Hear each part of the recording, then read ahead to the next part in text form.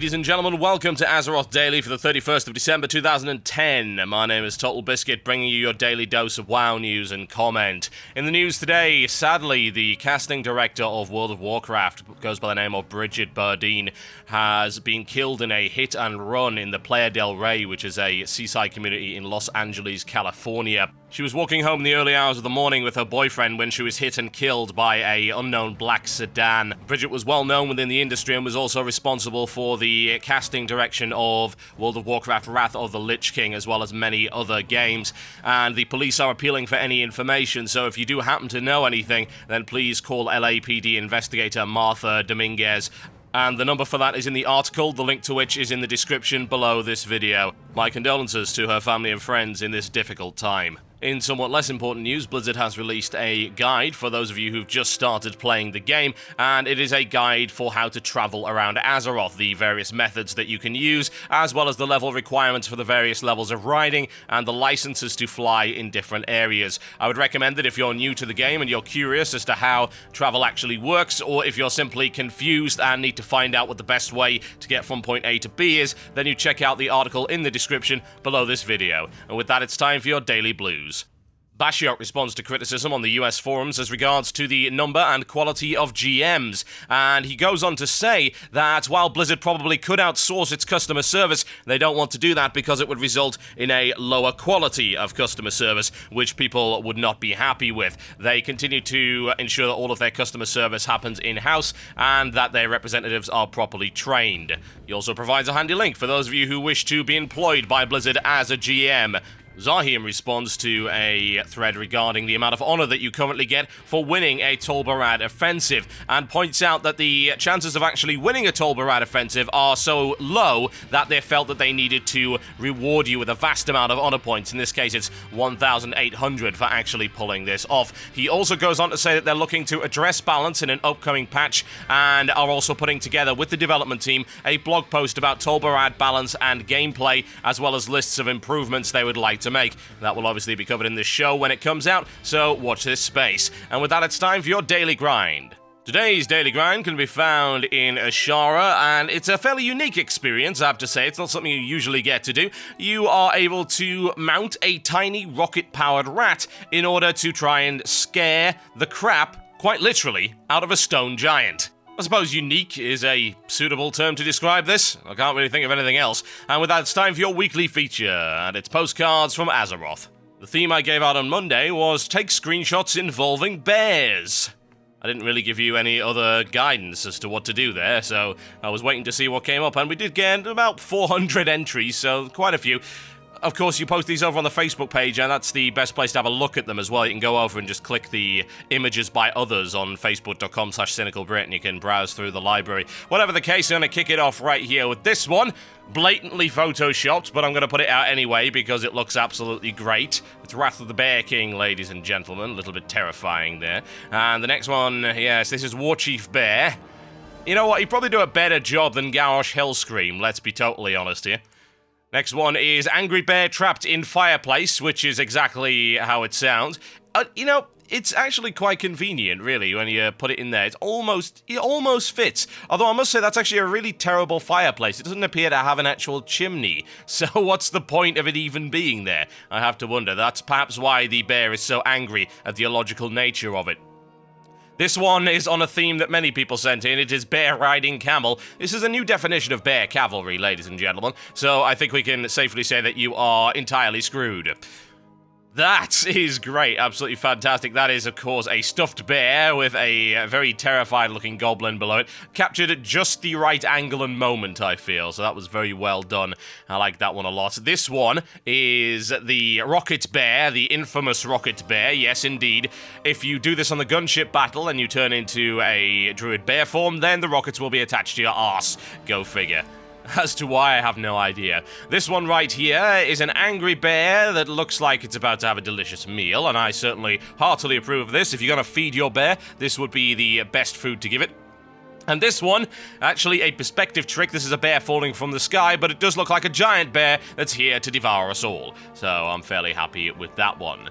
And this one reminds us, of course, that Bear Druid are half a tank and have many armors. This is true, they are. There's no doubt about that. And remember, folks, the cat is for fight. And the winner. I don't know if this is a Photoshop, but if it is a Photoshop, it's a very well done Photoshop. The person who posted it gave an explanation for it that seems to make sense, but I can never be 100% sure. Whatever the case, it's a good shot anyway, so I'm going to award it the prize of the 60-day time card. It's this one right here, and it seems that Blizzard has finally implemented the much sought-after code whereby skinning a bear should aggro every bears within a 40-yard radius. So well done for, by the looks of it, aggroing the entirety of the Western Plague lands, and that comes in from Warwick Trollocus Maximus. The next subject for postcards from Azeroth will be announced on Monday's show, and with that it's time for the mailbox. This one comes in from Connor, who says, well, this is less of a question and just more of a small message. Just before you go on, by the way, I want to point out that the mailbox is not just for questions. If you've got a good thing to say and you want to get it off your chest, then by all means send it in. If it's insightful or if it's useful, then I'll certainly publish it. Anyway, I hope to send this message to all players of WoW in regards to crowd control. Well, I've played a Hunter since the release of the game, and my class has always somewhat relied on when it comes to crowd control through the use of Freezing Trap, though Wrath seems to have made everyone either forget about the rules regarding CC, or just the game is mostly populated by Wrath babies who never learned the rules to begin with. But anyway, to get to the point, please tanks, do not go into an instance and say CC whatever, and then proceed to charge into the pack and use D&D, or put Rend on every target via Blood and Thunder. It makes crowd control impossible for the most part. Hunter traps break when any damage is applied to the trap. The same goes for Polymorph and Bind Elemental. Also, for the DPSer, please watch what you're casting at. Your one accidental Immolate just completely blew 1 minute and 12 seconds of Freezing Trap, wasted one of my globals and 10 focus, and makes the tank take extra damage. So to sum up this rant, tanks, please be patient and take the several seconds to mark what needs to be CC'd, and actually tell us what symbol means what. Well, as we know, moon equals sheep, let it be written. And DPS, please watch what you're doing. You might be careful and make sure not to break your own CC, but please be courteous of others' crowd control as well. Yeah, it's a very, very valid point, honestly, and in the age of crowd control making its triumphant return, it has proved beyond a shadow of a doubt that people don't know how to use it properly, and that it doesn't just go for the people who are actually casting. Yeah, you've got to be very clear with your marks. As a tank, it's very easy, say, to bind your raid icons to hotkeys, so you can go and assign targets within about 1.5 seconds. It's really easy. Just right click, click, click. There we go. Sorted out. You know, moon is sheep, as always. And then say, right, star is your banish target or your bind target or whatever. And then main target is skull. Problem solved. It's not difficult. A couple of key depressions will give you what you need. And then, of course, you do have to watch out for things like AoE. Generally speaking, groups should try and synchronize their crowd control with the pull, so that you're grabbing the aggro on the uncrowd controlled targets immediately, but you're also ensuring that the crowd controlled targets are keeping the hell out of any kind of AoE style effect that the tank happens to have, like, say, Death and Decay.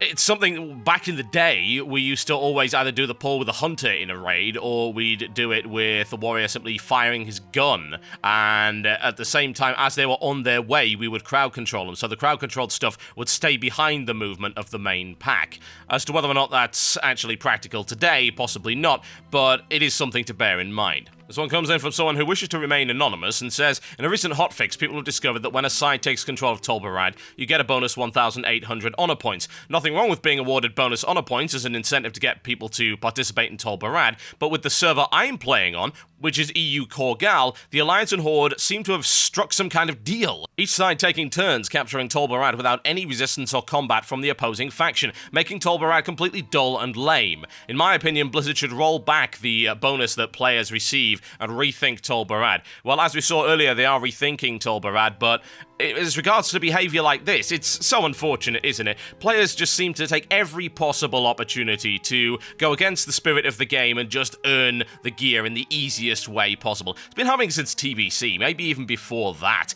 I remember when people just went into arenas in TBC to get free gear that could be used all over the place simply because it was better than what they could personally get. You know, they could just get 10 losses a week and still get epic gear. here. It was so ridiculous, and they made changes to that to make arenas more legitimate, and they need to do the same thing with Tol Barad. There is no way that this should be happening, and if it is happening, then yeah, you're damn right Blizzard needs to step in and do something about it, and in my opinion, punish the people that do it in the first place. I don't know how you'd prove it, probably via looking at the speed at which the actual thing ends. You know, I mean, there's no way a legitimate Tol Barad would end in 2 minutes, for instance, but a win trade one certainly would. Win trading is bad. Win trading is against the spirit of PvP and against the spirit of competition in general, and yes, it should be stamped down on for being an exploit, because that's exactly what it is. It is cheating. You are earning points that you would not otherwise deserve.